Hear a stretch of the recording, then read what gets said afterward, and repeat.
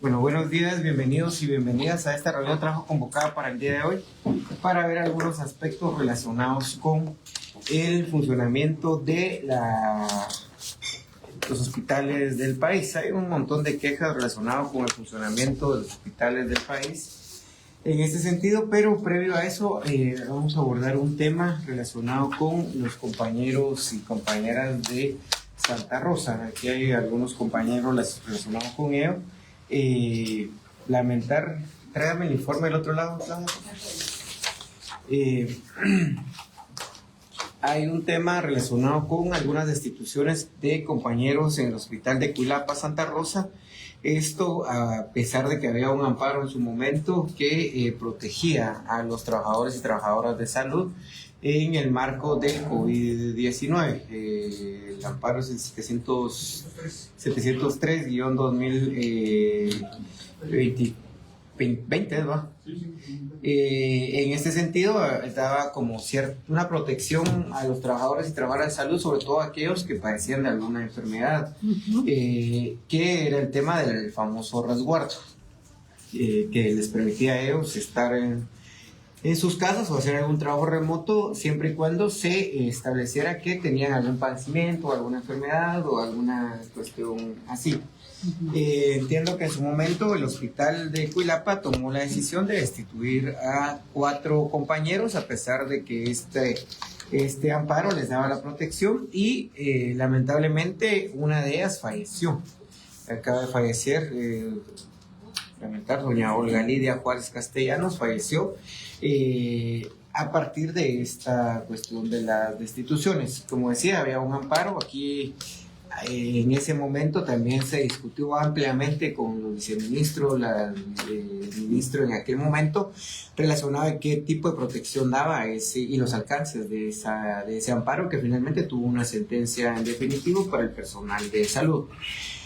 El tema es que con los compañeros y compañeras nunca les corrieron, digamos, un procedimiento administrativo relacionado con decirles, miren, aquí termina la fase del amparo y ahora pues regresen todos a trabajar, que eso era un poco también lo que quedó en el limbo, no solo para Cuilapa, sino que para todo el resto de la red hospitalaria del país, en qué momento como que terminaba la protección constitucional. Entonces, de ese caso es que hay 4 compañeros, 3 sobrevivientes y una compañera pues que lamentablemente falleció, pero yo le quisiera dar muy brevemente la palabra a los compañeros trabajadores para que puedan explicar o complementar la explicación, mejor dicho, en este sentido. Por favor. Muy buenos días, señor diputado, muy buenos días, autoridad, y buenos días, compañeros. Sí, fíjese que nosotros en el 2020 solicitamos un amparo a través porque había mucho personal de nosotros que tenía diferentes tipos de enfermedades, y la Honorable Corte de Constitucionalidad tuvo a bien el otorgar este amparo, el cual se votó a nivel nacional.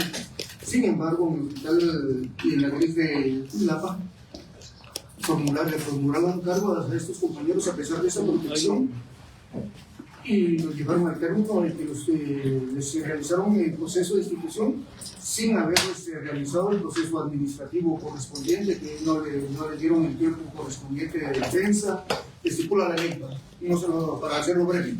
No se les dio este procedimiento. Fueron las anteriores autoridades que estaban a cargo de eso, donde estaba la doctora Cortés, y gracias a la intervención también de aquí del Congreso del diputado Chico, fue removido por ciertas circunstancias, y por lo que me trae después a él en lo que va a exponer. Inclusive con ella se llegó, con las autoridades diferentes, se llegó a un acuerdo en el Ministerio de Trabajo, donde decía que el juez podía dar o determinar que procedía la destitución o eso. Sin embargo, quien tenía que ejecutarlo, esa orden judicial, eran las autoridades del tiempo. Y ellos aquí en esta nota se comprometieron a que no iban a ejecutar en ninguna destitución. Sin embargo, solo llegó la orden y se completó el hecho de destituirlos, a pesar de que ellos ya sin correr el proceso administrativo ya no estaban gozando. Tal es el caso que la compañera murió sin sus prestaciones laborales y sin ningún tipo de eso.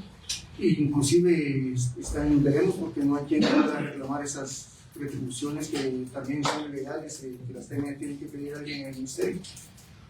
Se solicitó varias medidas ejecutorias que todavía están en proceso dentro de la CC, que iban dirigidas contra el anterior ministro, lo cual ahora creo que van contra este ministro, el doctor Barnoya, que se le va a llevar el proceso en contra de él por estas faltas administrativas que cometió. Esperamos que eso tiene repercusiones, aunque ellos hayan dejado su cargo, o sea, van a ser penalmente seguidos y después se les va a formar cargo, como las otras personas que están involucradas dentro de ese proceso, que es la doctora Cortés y las actuales autoridades que están en el hospital porque no les han querido dar el proceso de reincorporarlos, no de instalación, porque pues no fueron despedidos legalmente, sino que los reincorporen a sus funciones que ellos tienen, y es lo que más nosotros estamos pidiendo, que ellos sean reincorporados y que se les pague todos los sueldos caídos que tienen ellos, que han dejado de percibir durante ese tiempo, lo cual está dentro de la ley, porque el sueldo, según nosotros averiguamos en finanzas y todo eso, las partidas siguen activas y siguen generando dinero para el pago de ellos. Gracias, señor diputado. Bueno, en este caso, el nuevo director del hospital, ¿director o directora? Sí, directora. Director. Bienvenida, directora. ¿Usted tiene información relacionada con este caso? Así es, mucho gusto, buenos días. Licenciado, que yo asumí el cargo el 26 de mayo del presente año. Estoy enterada de estas situaciones. Inicialmente eran 13 personas las que estaban en este proceso. Sin embargo, luego de las sesiones del amparo se lograron detener la destitución de un grupo para que ya estaba encaminado.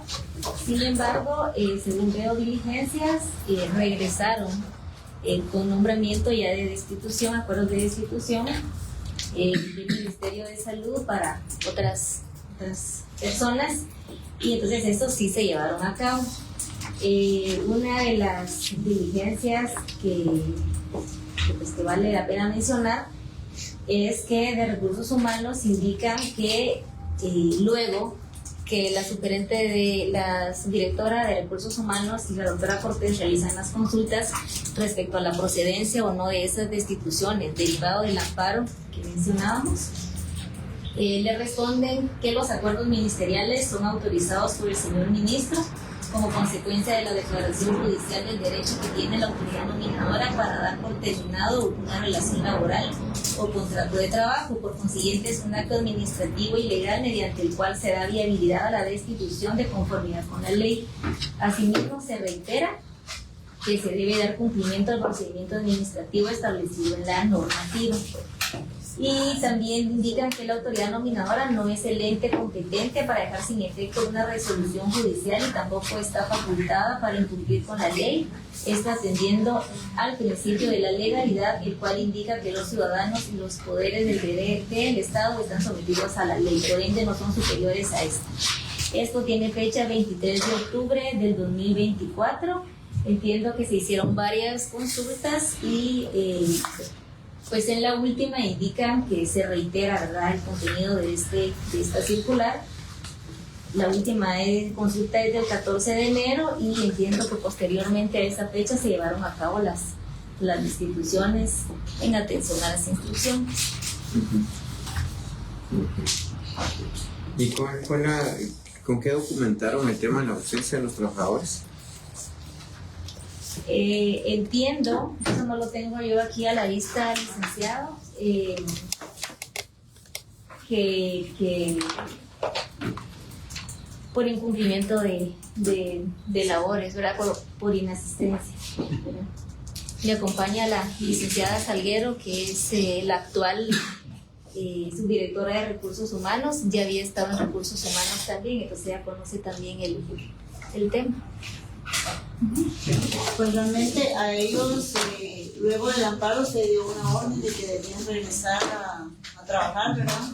Y pues en vista de que no se presentaron, porque que vino la orden de iniciar con los procesos, según tengo entendido, porque como no conozco el tema al 100%, porque no trabajé yo esto, pero sí fue derivado a que se dio la orden, se envió una circular donde se indicó a todos los trabajadores que estaban por resguardo que debían presentarse a la brevedad posible.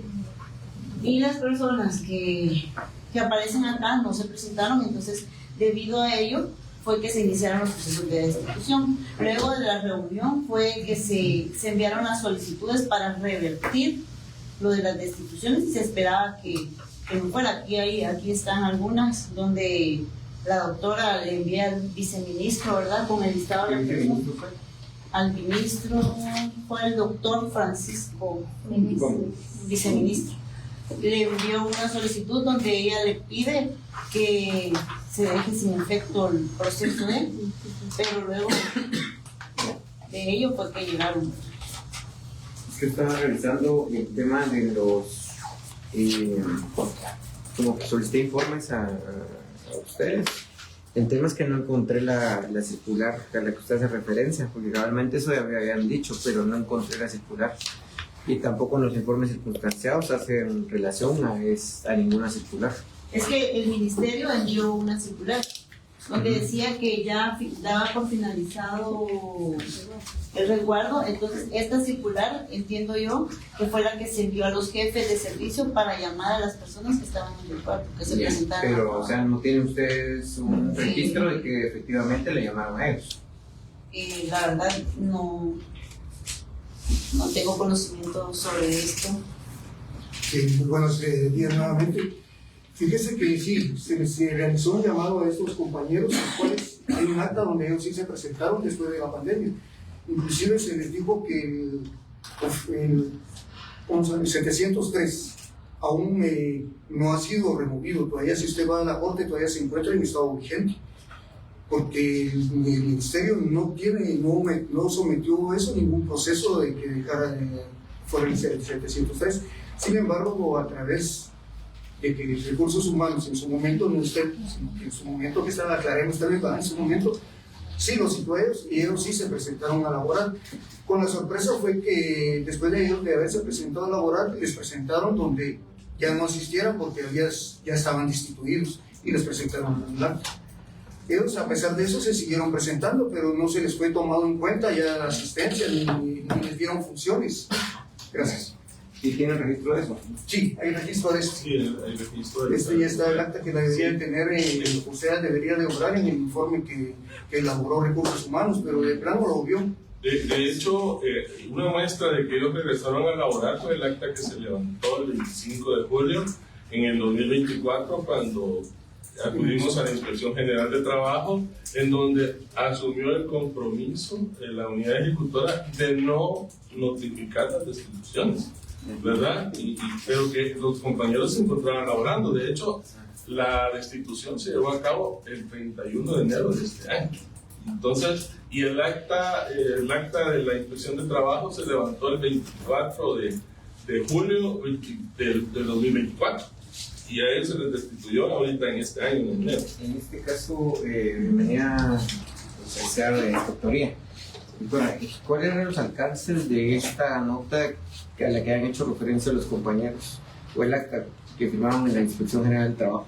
Gracias. Efectivamente son mesas de diálogo que se llevan a cabo ante la Inspección General de Trabajo a solicitud de grupos de trabajadores organizados con la finalidad de llegar a algún acuerdo con la autoridad. En este caso, estas actas que se suscriben es para hacer constar los acuerdos a los que se han llegado en la mesa de diálogo. El incumplimiento de cualquiera de los acuerdos a los que se ha llegado pues debería de ser la parte afectada debería de denunciarlo a la inspección para que nosotros le demos seguimiento, porque sería ya una denuncia como tal para darle seguimiento. De hecho, se denunció, pero la Inspección del Trabajo indicaba que había problemas en el acta, no tenía la coerción para la pretensión para castigar, sancionar a las autoridades por incumplimiento. Y hasta ahí se llegó.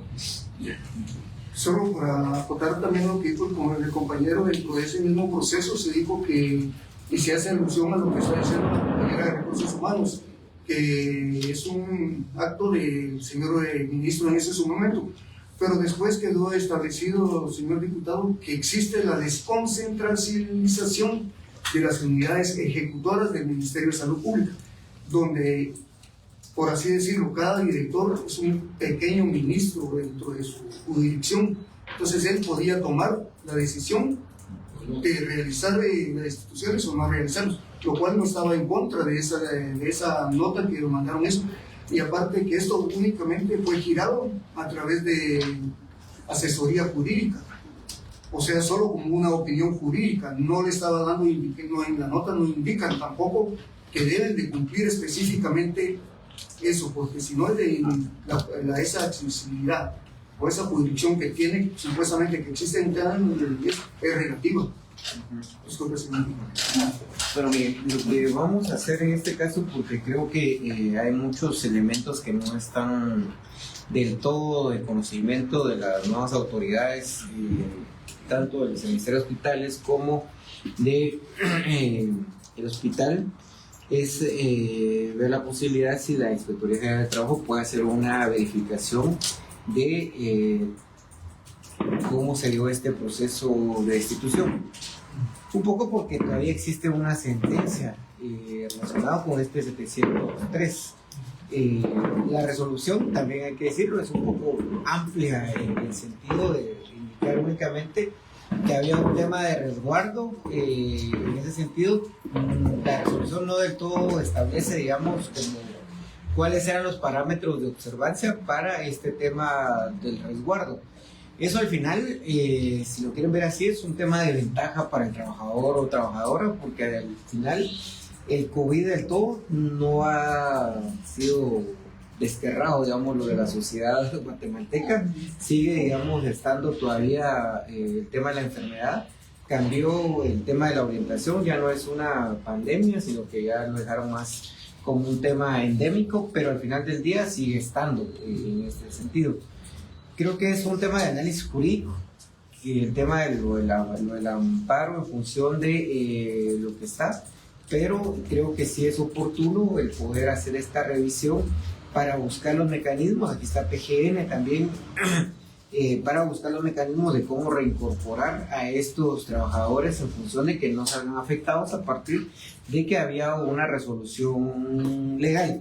Yo estaba revisando aquí algunos oficios donde estaba la anterior directora general de Recursos Humanos, pero era a lo que menos le ponía atención era a temas de esto, pues, y al final del día eran otras las orientaciones que ella llevaba. Un poco en el sentido de que podamos realmente no afectar a ningún trabajador o trabajadora, viceministra. Entonces sí le quiero pedir a la Inspección General de Trabajo que pueda hacer esas verificaciones, si los extremos que se tomaron en función de esto. Yo ya revisé los informes circunstanciados que ustedes enviaron, o mejor dicho, al ministerio, pero que les solicitaron a ustedes. Por ejemplo, la circular a la que hacía referencia a la subdirectora de Recursos Humanos no aparece ni en el informe, tampoco aparece incorporado el expediente. Sí aparecen los oficios a los que usted hacía referencia del 4 de febrero de 2022, donde se hace la consulta para ver si se puede dejar sin efectos algunas sanciones, que esto vino de una mesa de diálogo que tuvieron en otra bancada en aquel momento, y al final del día no les dieron como alto respuesta en ese sentido. Entonces, para verificar eso, inspectora, para que se pueda tener todos los elementos del caso, y a partir incluso de estas mesas de diálogo que ustedes ya tuvieron, ya para que se pueda verificar finalmente cómo se podría buscar un mecanismo para la incorporación de los compañeros. De hecho, sí, el tema de las destituciones sí vienen firmadas por el actual ministro, por el ministro Arnoya, en ese sentido. Entonces, para que no se siga perdiendo vidas de trabajadores que al final del día lo que estaban haciendo también era resguardar su vida en ese momento. Sí. Gracias. En el 4 de febrero del 2022 se citaron a las autoridades en la antigua oficina de URNG Maíz, donde de hecho en línea está todavía ese video, ¿verdad? Donde las autoridades se comprometieron a detener todos los procesos de destitución y a restituir los salarios. Y de verdad, con todo respeto, me dirijo a ustedes, señores, como organización, la organización de San Juan de Dios, en aras de su humanismo y de estar siempre en protección de los trabajadores, pues se preocupó en ese entonces por los trabajadores más vulnerables, que quiero comentar que son 2 los fallecidos, porque el otro compañero que falleció también tenía proceso de destitución, ya no se le continuó porque falleció, ¿verdad? Entonces, yo apelo a la buena voluntad, señora ministra, a su buena voluntad, porque se está cometiendo una injusticia con los compañeros y tenemos miedo de que vaya a suceder otra desgracia más con otro compañero más, ¿verdad? Yo no lo permita, pero como sindicato lo hicimos con el mejor propósito. A nivel nacional se resguardaron miles de personas en diferentes unidades ejecutoras e instituciones, y solo fue el hospital de Culapa.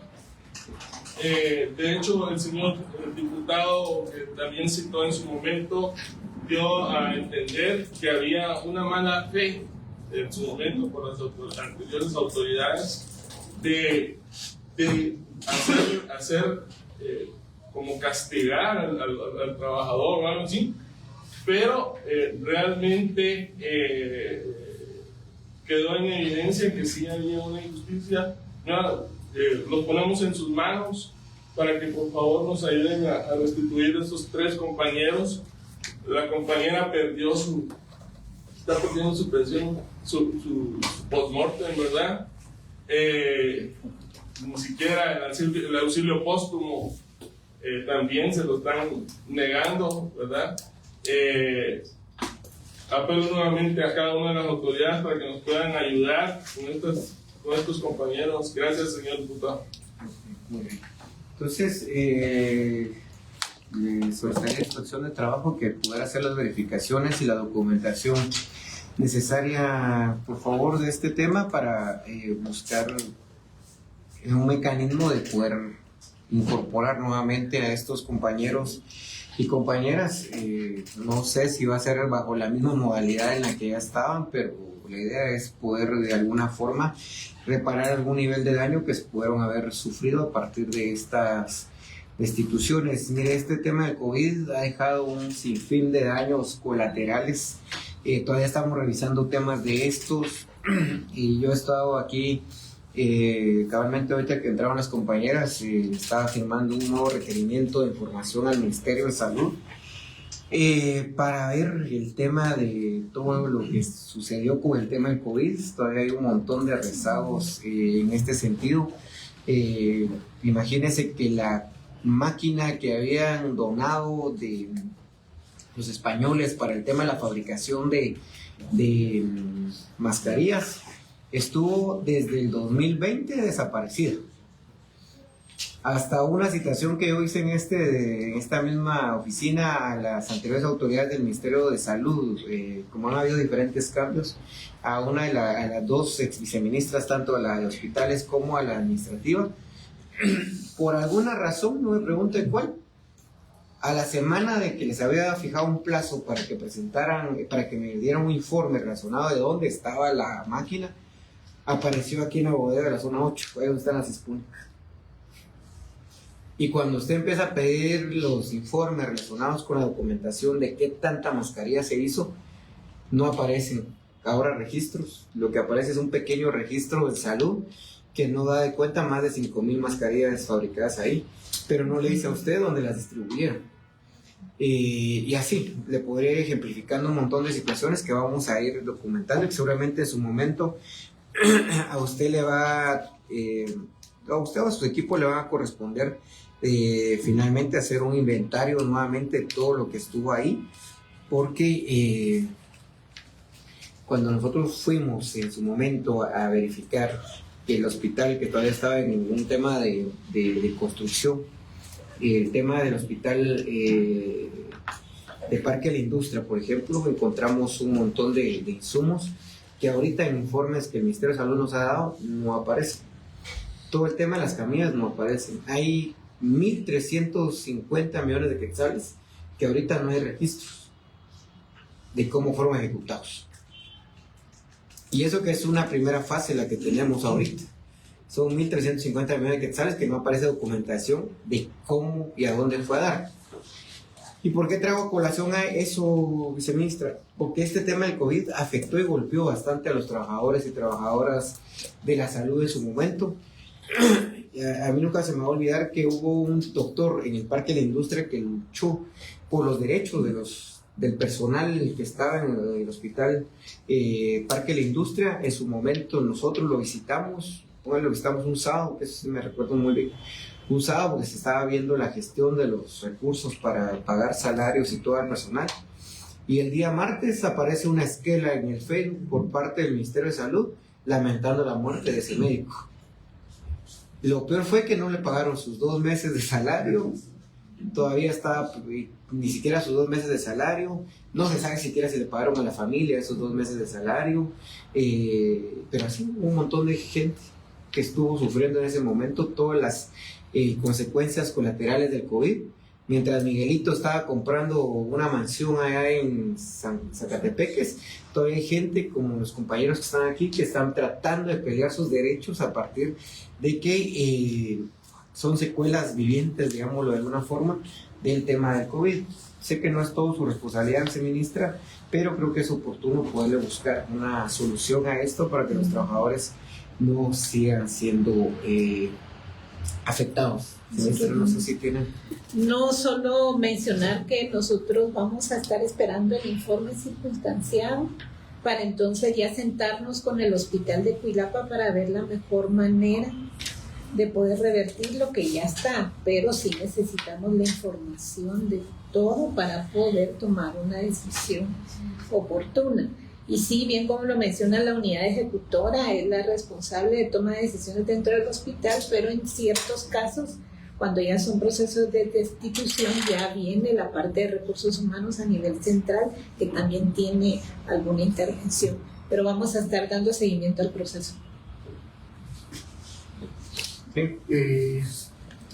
Fíjese, señor diputado, con todo respeto, tenían compañeras autoridades, los compañeros ya llevan más de 4 años sin estar gozando de su salario. La compañera gozó, no gozó.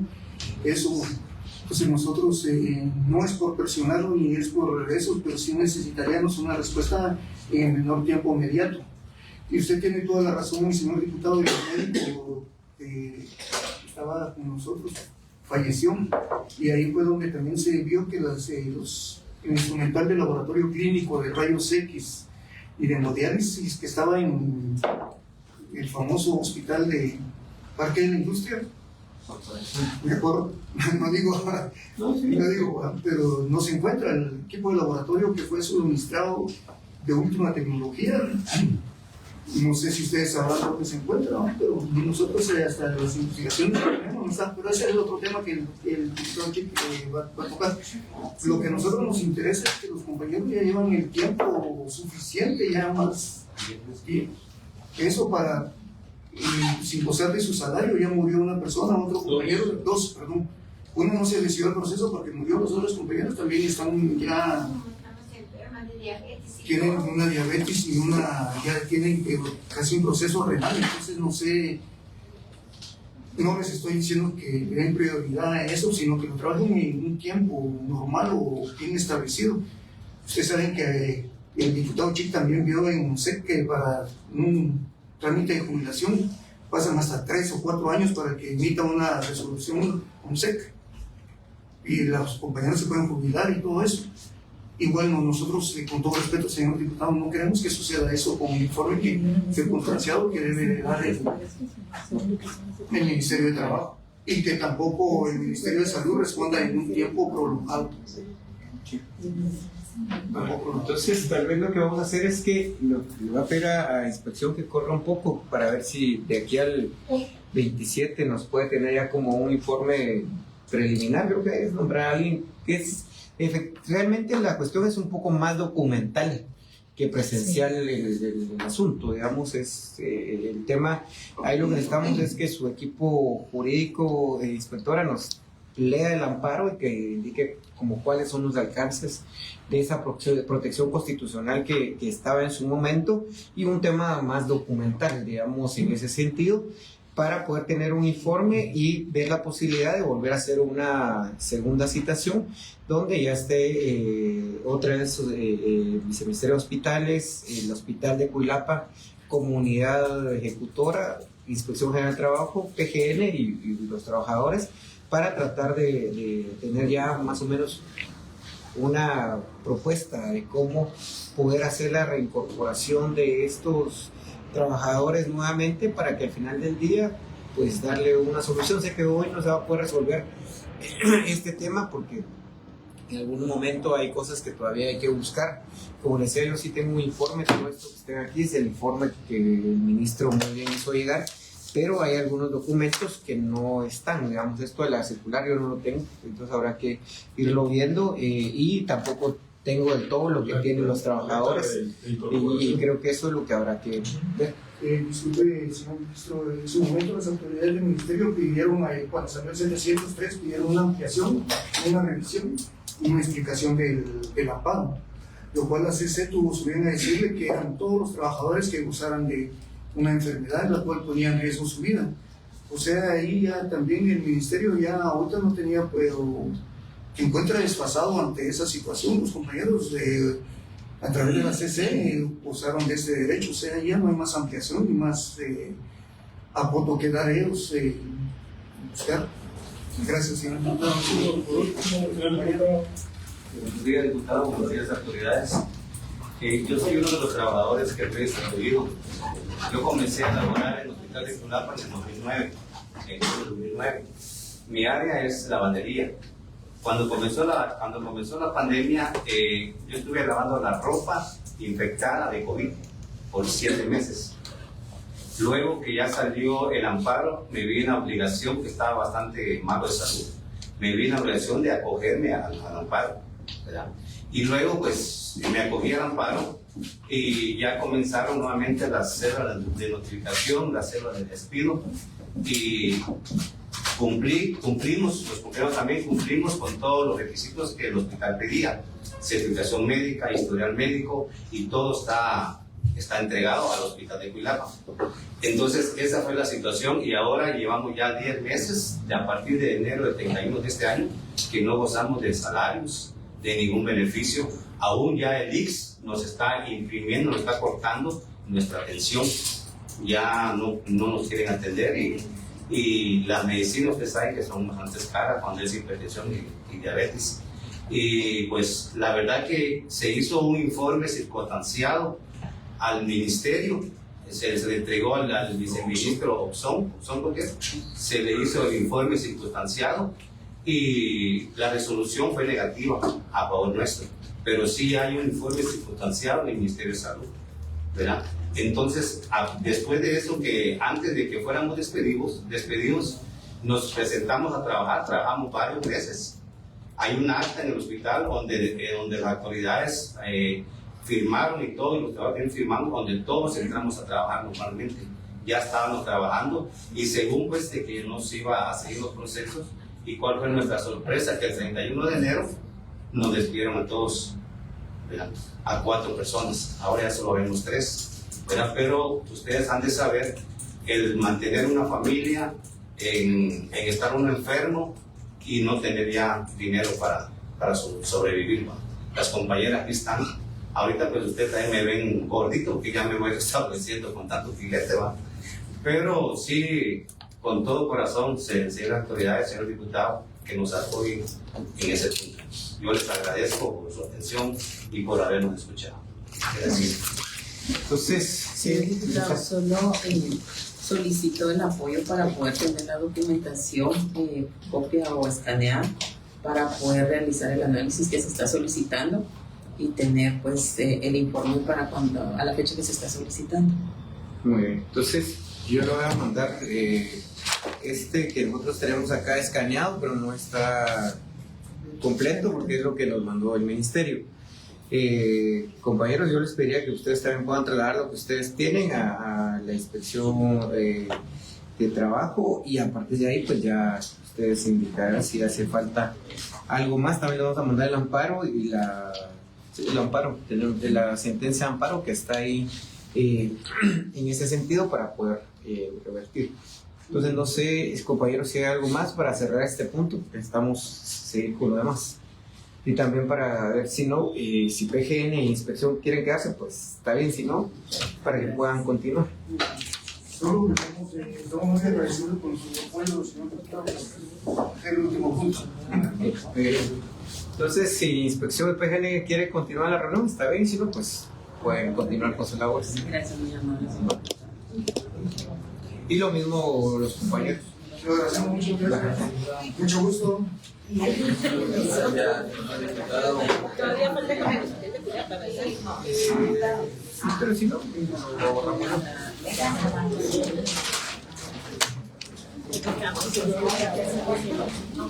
Solo unos minutos para...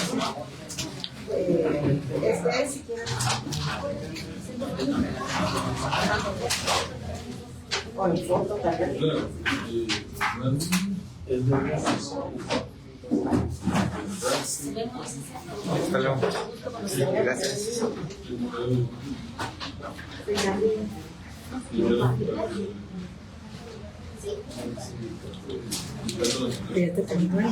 Ya. Solo es una molestia en la garganta.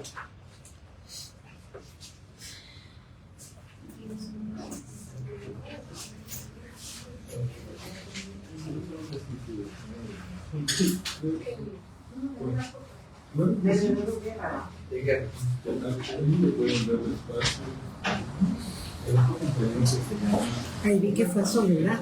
Sí, está. ¿Qué tal le pareció en el hospital? Está quedando bien. Lo que creo que hay un tema que hay que resolver es la transición y el funcionamiento posterior. Un poco lo que le decía yo a ellos era el tema de la identificación del personal que exista con parte para contratación de digamos, de los tomógrafos, la resonancia, todo esto que no existe todavía en el hospital, que seguramente lo van a tener que contratar para que se pueda hacer la capacitación. Fíjese que sí, eso es lo que estamos haciendo ahorita los gestiones de acá, y hacer el plan Con permiso, de la contratación de recursos humanos, porque sí le va a hacer falta. Sí. Yo le decía a la directora de la web, el tema de que, por ejemplo, imagenología o el tema de imágenes en hospitales o la que existe actualmente son los rayos X. Son los rayos X ultrasonidos. Sí, digamos esas dos. Sí. Y el ultrasonido con aquellos ultrasonidos móviles, como una opción muy básica, digamos. Sí. Pero para lo que está pensado y coordinado en el hospital es mucho mayor. Entonces, el tema del personal no va a haber. Digamos, para el tema del entrenamiento. Que incluso, digamos, aunque hubiera algunos, también van a necesitar un tema de entrenamiento mayor. Por ejemplo, ellos decían el tomógrafo que va a haber es de 72 cortes, que es mucho más grande que el que tiene Roosevelt. Creo que no llega ni a eso. Sí, tiene el Rubén, creo que tiene 32. Sí, y el de San Juan, que creo que tiene ahorita, que el nuevo, como 32, Sí, creo que tiene más, pero el de Rubén es de 32. Pero va a haber, o sea, son equipos nuevos que están hechos a medida y todo, entonces creo que eso es lo que hablábamos con ellos, que iba a haber falta. Sí, nosotros estamos empezando a trabajar con el director el plan de contratación de recursos humanos. Y contratarlo ya, porque hay que capacitarlo. Sí, porque lo que me decía la constructora y la supervisora es que ellos pretenden tener terminado el quinto, cuarto y tercer nivel a finales de diciembre. Para que creo que enero, febrero y marzo se quedarían con la espera de todo el equipo que viene, porque las áreas estas no van a poder ser terminadas hasta que no ingrese el equipo. porque tienen que entrarlo y todo. Ya ha ingresado todo el equipo, entonces ya empieza la instalación y la terminación de los otros niveles, pero para eso, si no existe el personal, seguramente van a tener que sacar alguna convocatoria o buscar la gente que sea capacitada para eso. Ya estamos viendo ese plan, los perfiles para sacar la convocatoria lo más pronto posible. Sí, eso me decía la directora de Webs, pero creo que sí, ese plan de transición de lo que estaba anteriormente para lo de ahorita, creo que es lo que va a hacer falta. Sí, cambiar de categoría al hospital, que eso seguramente no va a pasar. Bueno, continuando, viceministra, el tema ahora es el cumplimiento de la sentencia del amparo.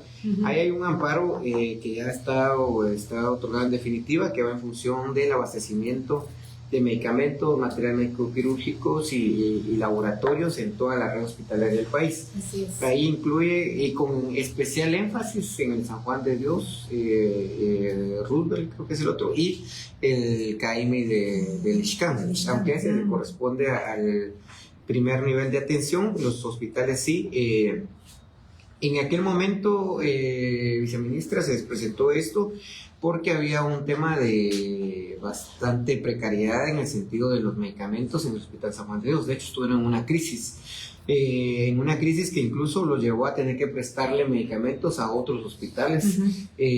San Juan no tenía en ese momento, entonces si hacía falta algún medicamento, o se lo prestaban al Roosevelt, o se lo presentaban a infectología, o se lo prestaban al hospital que estuviera más cercano. Incluso recurrieron a hospitales como el de Huehue, el de San Marcos, el de Quiché, creo que en ese momento también, para poder tener medicamentos en abastecimiento. Ahí fue que se presentó este amparo, fue otorgado, y a partir de ahí es que el Ministerio tiene una obligatoriedad de tener abastecido toda la red hospitalaria del país. Yo no tengo ningún problema con el mecanismo con el que adquieran medicamentos, solo que sean de calidad y que sea de una forma transparente. Ya en la última citación le hicimos ver a ustedes que muchas veces los mismos proveedores de medicina o estos cárteles de la medicina generan inclusive las mismas crisis de falta de medicamentos dentro de los hospitales, para luego que ustedes tengan que irles a comprar a ellos al precio que ellos quieran y de la calidad que ellos quieran, no lo que necesite el Ministerio de Salud. Lo de UNOPS creo que iba a ser una oportunidad, pero que tampoco estaba llenando al 100% el tema del abastecimiento de medicamentos. Solo habían algunos que estaban dando, pero creo que los que estaban comprando o adquiriendo eran bastante importantes. La inmunoglobina, por ejemplo, en su momento fue necesaria, sobre todo el 24 y una buena parte del 25, cuando se dio esta epidemia inicialmente del Guillain-Barré, que creo que fue una de las primeras pandemias que sufrió el gobierno. Pero que en ese momento era el medicamento que se necesitaba, era ese tema de inmunoglobina, que se tuvo que prestar al IX y que le quitaron algunos hospitales para llevarlos a algunos lugares.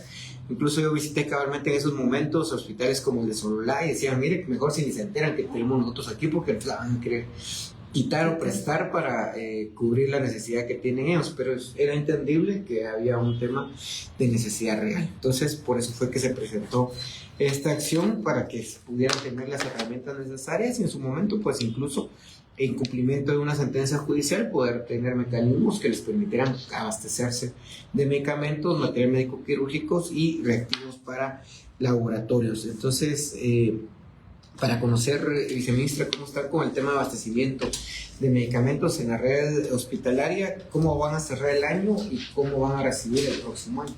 Miren, nosotros desde el Viceministerio de Hospitales, la Dirección de Gestión Hospitalaria, hasta el Departamento de Asistencia Técnica de Medicamentos, Equipo Clínico y afines, ellas, porque su mayoría son mujeres, nos pasan la disponibilidad y el abastecimiento de estos tres, médico, químico, medicamentos y laboratorio, cada 15 días. ¿Sí? Entonces, en el último informe que tenemos de ellas, al 14 de noviembre, tenemos una disponibilidad de medicamentos de 92%. Eso significa que 37 hospitales cuentan con una disponibilidad de medicamentos de al menos un mes. Y solo tenemos 7 hospitales que sí tienen una baja disponibilidad. En material médico quirúrgico tenemos un 93% de disponibilidad, y de material de laboratorio, que son los reactivos, tenemos una disponibilidad del 91%. Nosotros, en base a esa información que nos manda DADMECA, lo que hacemos es que trabajamos con los hospitales que tienen alguna dificultad. Entonces, por ejemplo, estos 7 hospitales los analizamos más detenidamente y hacemos reuniones no solo locales, sino también reuniones en el ministerio. ¿Cuáles son estos 7 que tienen bajo abastecimiento? Tenemos el Hospital San Juan de Dios, tenemos el Hospital de Zacapa, tenemos el de Villanueva, el Rodolfo Robles, el Roosevelt, no en todos, sino en algunos, y tenemos a Uspantán y Fray Bartolomé, que la verdad que Fray tiene 83, o sea, priorizamos los que tienen menos de 70 o que llegan a 70. Entonces lo que hacemos es que hacemos reuniones con ellos, porque hay procesos que no dependen únicamente del viceministerio, sino también del viceadministrativo financiero. Entonces el departamento de adquisiciones se reúne con el equipo del hospital para ir viendo por qué están con esa disponibilidad tan baja. Entonces ahorita actualmente hemos priorizado el Hospital Roosevelt y el San Juan de Dios. Entonces tenemos un plan de abordaje de ellos dos. El plan refiere ver por qué están con baja disponibilidad, ver si se aceleran algunos procesos administrativos, si hay, por ejemplo, algunos cuellos de botella en el hospital o en el Ministerio de Salud. Entonces, le podemos compartir los planes de cada uno de ellos. Lo que hemos visto que la mayoría, el problema que tenemos, sobre todo en el San Juan de Dios, es que fue difícil encontrar un gerente administrativo financiero. Actualmente, hace ya como una semana, ya tenemos gerente ya de fijo. Entonces creo que eso va a poder ayudar a habilitar algunos procesos. También vamos a nombrar a una chica de DADMECA para que llegue específicamente 2 meses para poder apoyar al hospital, para que puedan avanzar más los procesos. Igualmente tenemos a un financiero del Viceministerio de Hospitales también ahí para que esté de manera fija, y un auditor para que puedan apoyarlos en ese tema. Y a veces tenemos problemas que los proveedores no tienen medicamentos. O no le quieren vender bajo. O no nos quieren. Sí, pero estamos haciendo todo lo posible para terminar bien, para mantener esa disponibilidad en la red hospitalaria. Okay. En este caso, entonces, viceministra, ¿quiere decir que los hospitales van a tener abastecimiento de medicamentos de aquí a fin de año? ¿O sí va a haber alguna época donde podría... No, nuestro compromiso es que todos los hospitales se mantengan con esa disponibilidad. Y sobre todo el Roosevelt y el San Juan de Dios. Ahorita estamos tratando de que todo el apoyo está hacia el San Juan de Dios, porque ahí es donde tenemos un poco más de dificultad y las referencias, ¿no? Y también el Roosevelt. Entonces, lo que le voy a pedir, viceministra, es que me pueda mandar un informe relacionado con el nivel de abastecimiento, pero mándemelo por medicamentos, porque muchas veces también el global es bastante engañoso, digamos, en este sentido, sino que mándeme el listado de medicamentos y el nivel de abastecimiento por hospital y el nivel de abastecimiento por medicamento, para también tener como la radiografía ya completa de cómo es que está efectivamente cada hospital, porque muchas veces hay pacientes que llegan pero no le dan ese medicamento que quizás no existe, entonces se piensa que es todo el hospital y toda la base de medicamentos la que hace falta. Entonces creo que también para poder tener eso y poder manejar algún nivel de información en este sentido. Está bien. Ahora con el tema de la deschatarrización, semestre, yo tuve una primera citación donde vino auditoría interna del Ministerio de Salud para ver este tema. Hay varios hospitales que no han mandado o no han iniciado su proceso de deschatarrización. Y eso me interesa, me preocupa a la vez porque, por ejemplo, está el Hospital de San Marcos. Ahí el evento de adjudicación ya de la preinversión y la ejecución de este PRORIS ya está para la construcción que van a realizar en el Hospital de San Marcos. Pero cabalmente en el área donde está y van a hacer la construcción es donde está toda la chatarra. Pero también me indicaba auditoría que el hospital como tal no había iniciado todavía su proceso de chatarrización. Eso como un ejemplo porque también me interesaba Cobán por esas 6, 7 contenedores de chatarra que tienen ahí ahorita, y así podríamos ir viendo con cada uno de los hospitales, pero la idea era ver qué es lo que está pasando. Primero era el reglamento ya salió, ya la Contraloría ya tiene la unidad que va a hacer esto, pero ahora el problema es que los hospitales no están haciendo la gestión para poder sacar todo eso, el tema de la chatarra en los hospitales, en el caso suyo los hospitales. Ya lo vamos a citar al viceministro Camé para el tema de las DRIs, que ahí es un poco más complejo, porque la chatarra está como dispersa en diferentes lados. Pero en el caso de ustedes, que como están en el mismo hospital, está como más concentrada, digamos, de alguna forma. Sí, está más concentrada. Mire, nosotros estamos monitoreando cada semana cómo van los hospitales en el tema de la descharratización. Nosotros hemos visto que hay 1, 2, 3, 4, 5, 6, 7, 8 pasos para poder hacer el proceso. Sí. Entonces, por ejemplo, hay 42 hospitales que están en el proceso de clasificación con SICOIN. Hay 33 que han enviado solicitud a la Contraloría General de Cuentas de autorización de hojas móviles. Hay 10 hospitales que están esperando la autorización, y es ahí donde nosotros apoyamos en el tema de la gestión, porque tenemos comunicación con la Contraloría para que pueda autorizarlo lo más rápido posible. 6 hospitales que ya han realizado el PESA, 4 hospitales que han elaborado dictamen de baja, y 2 hospitales con autorización de baja, y 2 con un acta de baja de bienes. Entonces, si gusta, nosotros le podemos mandar, este es el Excel que nosotros manejamos, y le estamos dando seguimiento con el vice administrativo financiero. La verdad es que es un trabajo que Gestión Hospitalaria está realizando, y estamos ya encima de ellos para que vayan realizando los pasos correspondientes. Okay. Entonces, mándamelo en Excel, por favor. Sí, mándamelo junto con los hospitales para tener las dos cuestiones, porque seguramente ya después el reto va a ser que se va a hacer en esas áreas que ya están siendo desocupadas. Mira, hay un tema ahí, lamentablemente la iniciativa no ha pasado. Yo esperaría que la comisión la deje dictaminada aún este año, el tema de invertir a la emergencia del Hospital San Juan de Dios, por ejemplo, y esa van a necesitar un tema de espacio, o el de Uspantán, que es una cajita de fósforos, ese hospital, por el material en el cual está construido, digamos. Ahora ya no hay problema, digamos, de invertir en este sentido. En aquel momento decía, es que no podemos invertir porque son tierras comunales o porque hay algún problema ahí. Ahora seguramente el reto va a ser poder construir y tener recursos para invertir, porque ahora muchas de las áreas, sobre todo donde hay pueblos indígenas, se trampa la posibilidad de tener un tema de inversión.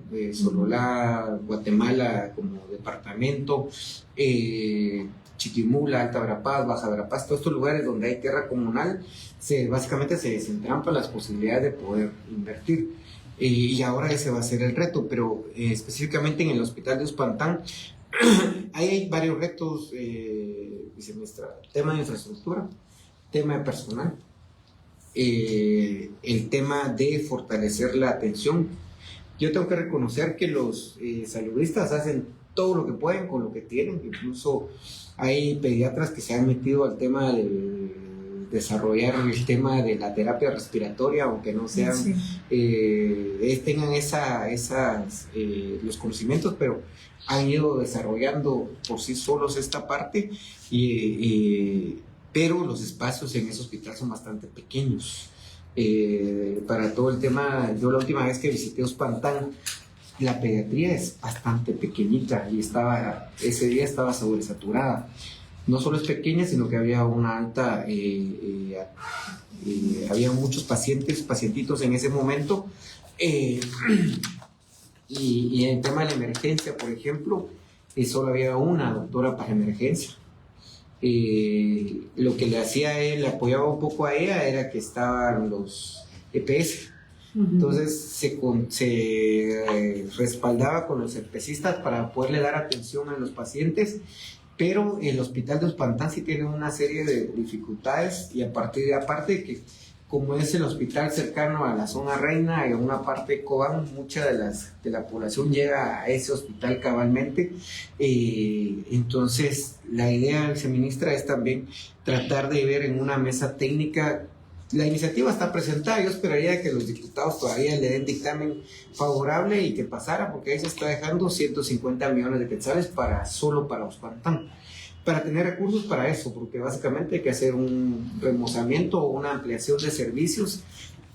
Ahí seguramente vamos a tener que instalar una mesa técnica donde esté el Viceministerio de Hospitales, esté el PLADI, esté la gente del hospital, para ir a hacer todo un tema de diseño relacionado con y identificación de qué servicios son los que hay que poder fortalecer. En aquel momento era la emergencia con personal, pediatría con espacios, porque ahí mismo donde tenían a los pacientitos que estaban atendiendo por cualquier tipo de enfermedad, también cercano tenían a los pacientitos que estaban entubados, porque también hay mucha cuestión de enfermedades respiratorias, y en ese momento habían bastantes pacientes que estaban siendo asistidos con respiración artificial. Entonces, eso. Entonces, la red hospitalaria, viceministra, ahora van a haber 2 hospitales, bueno, uno, porque el otro ya sé que el de Chiquimula se estancó. Y básicamente está estancado ahorita. Yo espero que logren resolver la parte financiera, la empresa, no el ministerio, sino que la empresa, para aclarar de una vez que es la empresa el del problema, no el ministerio. Así es. Y esperaría que la empresa logre resolver y solventar sus problemas económicos para que no se vaya a quedar estancado ese hospital. Sí. Al menos el de Sololá, el reto va a ser ahora tener un plan de transición con financiamiento incluido. Creo que Sololá ahorita tiene 70 millones para el que está funcionando. Este va a necesitar tal vez el triple de lo que tiene ahorita actualmente el Hospital Nacional de Sololá, sobre todo si va a ser un tipo 4. Y créanme que después se va a quedar cortas todas lo que van a tener ahí, porque al final ahí va a ir Piché, ahí va a ir Shell, ahí va a ir Huevo, ahí va a ir seguramente Suchi, Reu. De alguna forma que eso va a ayudar a Roosevelt, a San Juan, de descongestionarse un poco, pero al final del día el reto va a ser cómo hacerlo funcionar con todo lo que va a tener ese hospital. Pero creo que también hay que entrarle, viceministra, yo estoy de acuerdo que hay que construir y hay que fortalecer la cuestión, pero el reto también es cómo dejar bien estructurados y bien lo que ya se tiene, todo el resto de los hospitales, para que al final del día eso también pueda atender a un nivel de la población que no necesariamente tenga que venir a buscar al San Juan, al Roosevelt o al de Sololá en su momento. Entonces, viceministra, no la cité para eso, pero sí para que podamos ver en una especie de mesa técnica cómo poder entrarle con infraestructura, con equipo, con personal, por lo menos al San Juan, al Roosevelt, a este de Ospantán, al de Quiché como tal, y al de Cobán. Creo que es, aunque el de Cobán en su momento, cuando ya esté el nuevo hospital, también va a dejar ser como un tema de hospitalito y se va a volver ya un hospitalote. Pero por lo menos a estos 4, San Juan, Roosevelt, el de Ospantán, Quiché, y al de Amatitlán, por el tema de la falta de insumos. Esos 5, hay el de enfermedades respiratorias, esos 6, viceministra, que lo podemos ver en una especie de mesa técnica donde esté DIPLADI, donde esté el Viceministerio de Hospitales, donde esté seguramente el Viceministerio de Administrativo Financiero, para poder dotarlos de los insumos, seguramente la UCE también, para el tema de poder entrarle ahí al tema de la construcción o los remozamientos a estos hospitales.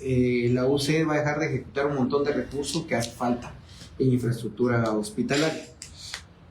Eso, viceministra, y para cerrar, y aunque ya se lo dije en la intervención anterior, sí vamos a también ver un tema de qué pasó con todo lo que llegó del COVID. Ok. Hay una serie de cosas que no aparecen, viceministra, y sí nos interesa poder verlo. Ahorita lo que yo le decía, 1.350 millones de quetzales no aparecen que fueron ejecutados. Aunque no, yo sé y estoy consciente que no fue la administración de ustedes, pero de todas formas, por ejemplo, ¿qué pasó con los laboratorios? De laboratorio no aparece nada en los registros del Ministerio de Salud. ¿Qué pasó con las camas hospitalarias? No aparecen todas las camas, no aparecen todos los ventiladores, no aparecen estas cuestiones de rayos X, las movibles, no aparecen. No aparece todo el equipo de ventilación, porque había una serie de equipos de ventilación mecánica, no aparece. Imagínense que los reportes que aparecen es que le mandaron una cafetera de 200 tazas al Hospital de Enfermedades Respiratorias, pero no le mandan ningún equipo de ventilación.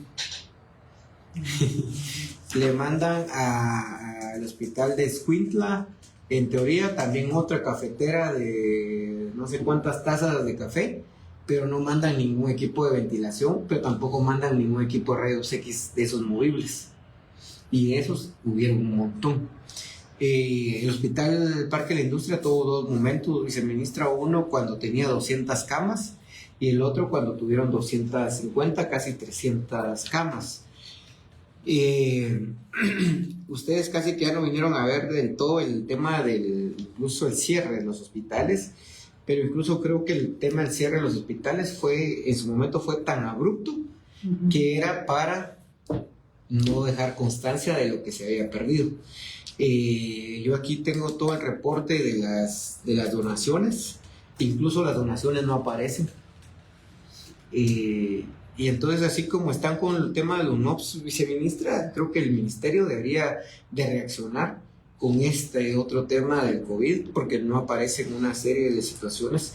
La estafa del hospital de Chimaltenango, cabalmente fue eso, mucho del equipo, de los instrumentos y del equipamiento, en teoría se fue para el hospital de Chimaltenango, pero compraron 67 millones de quetzales en camas hospitalarias, en todo esto.